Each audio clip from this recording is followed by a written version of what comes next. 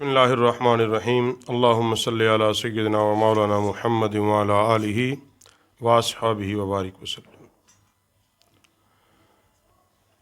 तो आज जो मौजू ज़ेर बहस है और जिस पर चंद बातें अर्ज़ गुजारी हैं वो ये है कि क्या नबी रहमत सल्लल्लाहु अलैहि वसल्लम को अल्लाह ने गैब का इल्म अता फ़रमाया कि नहीं फ़रमाया। अब इस मौजू पर कुरान मजीद फ़ुरक़ान हमीद सूरह आल इमरान अल्लाह रब्बुल आलमीन ने इरशाद फरमाया, मा कान अल्लाहु लियुतरियकुम अलल गैबी वलाकिन्नल्लाह यज्तबी मिर रुसूली मन यशा। अल्लाह ताला फरमाता है कि अल्लाह ऐसा नहीं कि तुम्हें गैब पर मुत्तले करे, लेकिन अल्लाह ताला जिसे चाहता है इस काम के लिए अपने रसूलों में से चुन लेता है। तो यहाँ कुरान मजीद फ़ुरक़ान हमीद में जो बात बयान की गई है वो ये है कि अल्लाह फरमा रहे कि अल्लाह ऐसा तो नहीं है कि तुम्हें गैब पर मुत्तले करे, मगर अपने रसूलों में से जिसको चाहे मुंतखब कर ले।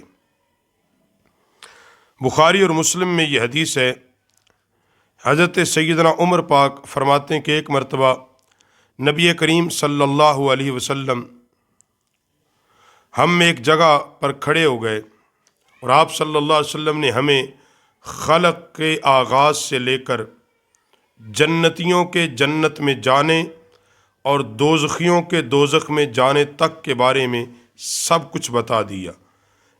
जिसने इसे याद रखा सो याद रखा और जिसने भुला दिया सो भुला दिया। तो ये हदीस पाक इस बात पर दलालत करती है कि अल्लाह ने नबी करीम सल्लल्लाहु अलैहि वसल्लम को माजी, हाल और मुस्तक़बिल तीनों ज़मानों का इल्म अल्लाह ने मुस्तफ़ा करीम अलैहिस्सलाम को अता फरमा दिया था।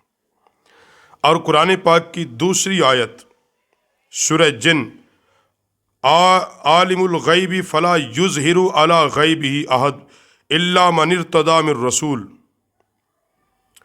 वो आलिमुल गैब है, अपने गैब पर किसी एक को भी गालिब नहीं करता सिवाय इसके कि वो बतौर रसूल किसी पर राज़ी हो। वो अपने रसूलों में से जिसे चाहे गैब अता फरमा दे। तो नबी रहमत सल्लल्लाहु अलैहि वसल्लम को अल्लाह ने गैब अता फरमाया। हम अहले सुन्नत का जो अक़ीदा है, इज्तिमाई अक़ीदा, और तमाम अहले इस्लाम का कह लें ये अक़ीदा है कि नबी अलैहिस्सलाम के पास जो गैब का इल्म है वो अल्लाह की अता से है, अल्लाह की अता के साथ है। अल्लाह ने अपने हबीब सल्लल्लाहु अलैहि वसल्लम को गैब का इल्म अता फरमाया है। और इसी पर बुखारी और मुस्लिम के अंदर जो हदीस है, बुखारी शरीफ के अंदर 7294 नंबर हदीस है और मुस्लिम शरीफ में 6121 नंबर ये हदीस है। अनस बिन मालिक फरमाते कि नबी करीम सल्लल्लाहु अलैहि वसल्लम सूरज ढलने के वक़्त निकले और ज़ुहर अदा फरमाई।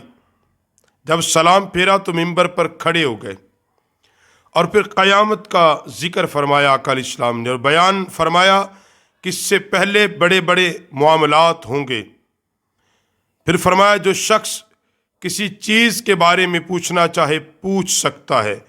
नबी अलैहिस्सलाम ने फरमाया कि कोई शख्स मुझसे जिस चीज़ के बारे में चाहे वो पूछ सकता है। तो अल्लाह की कसम तुम जिस चीज़ के बारे में भी सवाल करोगे मैं जब तक अपनी इस जगह पर खड़ा हूँ जवाब दूंगा। नबी अलैहिस्सलाम ने फरमाया तुम जिस चीज़ के बारे में भी मुझसे सवाल करोगे मैं जब तक अपनी जगह पर खड़ा हूँ मैं उस चीज़ का जवाब दूंगा। यहाँ नबी करीम सल्लल्लाहु अलैहि वसल्लम ने कोई कैद नहीं लगाई, पाबंदी नहीं लगाई कि तुम माजी का पूछो और हाल का ना पूछो, या हाल का पूछो मुस्तकबिल का ना पूछो। फरमाया تمہارے جی میں جو آتا ہے پوچھ لو۔ اور حضرت انس رضی اللہ تعالیٰ عنہ فرماتے کہ لوگ کثرت سے رونے لگے، اور رسول اللہ صلی اللہ علیہ وسلم بار بار فرمائے جا رہے تھے مجھ سے پوچھ لو۔ حضرت انس فرماتے ہیں کہ ایک آدمی کھڑا ہو گیا اور اس نے عرض کی یا رسول اللہ میرا ٹھکانہ کہاں ہے، میرا ٹھکانہ کہاں ہے، یا رسول اللہ مجھے بتائیے میرا ٹھکانہ کہاں ہے۔ نبی علیہ الصلوۃ والسلام نے فرمایا جہنم، تو جہنم میں جائے گا۔ بندہ زندہ ہے، نبی پاک کی مجلس میں کھڑا ہے اور پوچھ رہا ہے کہ مجھے خبر دیجئے کہ میرا ٹھکانہ کہاں ہے، یعنی مستقبل کی خبر پوچھ رہا ہے، حساب کتاب کے بعد کی خبر پوچھتا ہے۔ اگر آقا علیہ السلام کے پاس غیب ہے ہی نہیں تو پھر نبی علیہ السلام نے اس کو کیوں کہا کہ تیرا ٹھکانہ جہنم ہے؟ تو مطلب یہ ہے کہ اللہ نے حبیب علیہ السلام کو، اپنے محبوب کو، ماضی، حال اور مستقبل تینوں زمانوں کا علم عطا فرمایا ہے۔ اور پھر عبداللہ بن حذیفہ کھڑے ہو گئے، کہا یا رسول اللہ صلی اللہ علیہ وسلم میرا باپ کون ہے؟ تو آقا علیہ السلام نے فرمایا حذیفہ۔ پھر آپ صلی اللہ علیہ وسلم کثرت سے فرماتے رہے مجھ سے پوچھ لو، مجھ سے پوچھ لو۔ پھر حضرت عمر اپنے گھٹنوں کے بل کھڑے ہو گئے، عرض کی ہم اللہ کے رب ہونے پر راضی ہیں، اسلام کے دین ہونے پر راضی ہیں، اور محمد کے رسول ہونے پر راضی ہیں۔ جب حضرت عمر نے یہ بات عرض کی تو رسول اللہ صلی اللہ علیہ وسلم خاموش ہو گئے، اور پھر نبی کریم علیہ الصلوۃ والسلام نے فرمایا اچھا قسم ہے اس ذات کی جس کے قبضے میں میری جان ہے، ابھی ابھی جب میں نماز پڑھ رہا تھا تو اس احاطے کے اندر میرے سامنے جنت اور دوزخ پیش کی گئی، آج کی طرح میں نے کبھی خیر اور شر نہیں دیکھے۔ ان نبی علیہ السلام فرماتے ہیں کہ میں جب نماز پڑھ رہا تھا اس صحن کے اندر تو جنت و دوزخ میرے سامنے پیش کی گئی، اور میں نے شر کو بھی دیکھا اور خیر کو بھی دیکھا۔ اور دوسری حدیث عمر بن اخطب انصاری فرماتے کہ رسول پاک صلی اللہ علیہ وآلہ وسلم نے ہمارے ساتھ فجر کی نماز ادا کی۔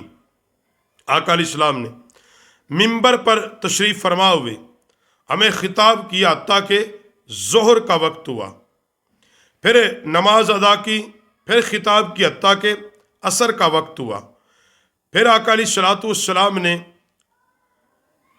نماز ادا کی، پھر خطاب فرمایا منبر پر حتیٰ کہ مغرب کا وقت ہوا، اور نبی علیہ السلام سورج غروب ہو گیا، پس ہم نے آپ سے جو کچھ سنا، جو ہونے والا تھا سب کچھ حضور نے بتا دیا، اور ہم میں سے سب سے زیادہ علم والا وہ ہے جس نے نبی علیہ السلام کے اس خطبے کو جتنا زیادہ یاد رکھا۔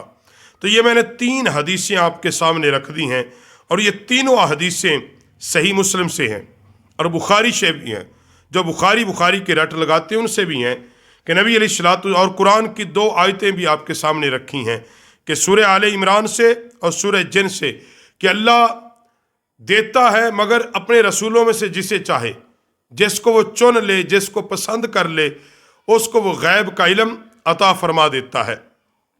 اور پھر یہ نبی علیہ الصلوۃ والسلام کی بارگاہ میں آدمی کا کھڑے ہو کے پوچھنا میرا ٹھکانہ کیا ہے، حضور نے فرمایا جہنم، یہ مستقبل کی خبر دی۔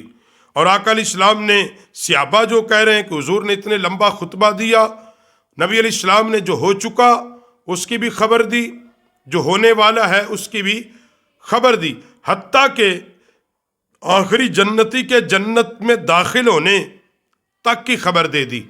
ہم میں سے جو جتنا یاد رکھ سکا وہی سب سے بڑا عالم کہلایا۔ تو پتہ یہ چلا اللہ نے نبی کریم صلی اللہ علیہ وآلہ وسلم کو عالم الغیب بنایا، اور حضور عالم الغیب جو ہیں، جب ہم یہ کہتے ہیں اللہ نے حضور کو علم غیب دیا، یا حضور جانتے ہیں، یا حضور کے پاس علم ہے، تو اس کا مطلب یہی ہے کہ اللہ کی عطا سے مصطفیٰ کریم صلی اللہ علیہ وسلم کو اللہ نے عالم الغیب بنایا ہے۔